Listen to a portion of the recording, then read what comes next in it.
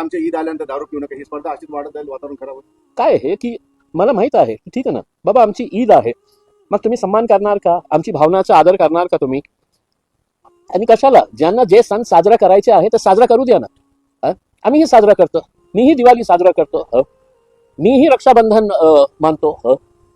पण असा याचा अर्थ हे होत नाही आहे ना की बाबा हे सण साजरा करण्यासाठी तुम्ही दुसऱ्या धर्माच्या लोकांना किंवा दुसऱ्या लोकांना हे बंधन घालणार आहे की तुम्हाला हे करायचंच नाही आहे का उसमें. हे आपण काय आहे की थोडी आपली मानसिकता बदलण्याची गरज आलेली आहे. आता मी हे केलं, अनेक असे भक्त असतील भाजपचे, अनेक असे भक्त असतील, ते याला जातीची जोडून काही देणं घेणं नाही आहे. याचा संबंध जाती धर्मची काही देणं घेणं नाही आहे.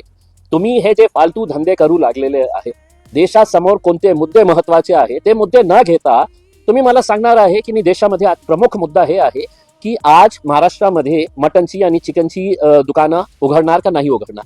काही आयुक्तांनी म्हटलं की नाही आम्ही नाही उघडू देणार आहे, काही आयुक्तांनी म्हटलं नाही उघडू द्या, चालतं. तुम्ही काही पॉलिसी डिसिजन घेतलं असतं तर इतका विवाद झालाच नसतं, आम्ही आदर केलं असतं.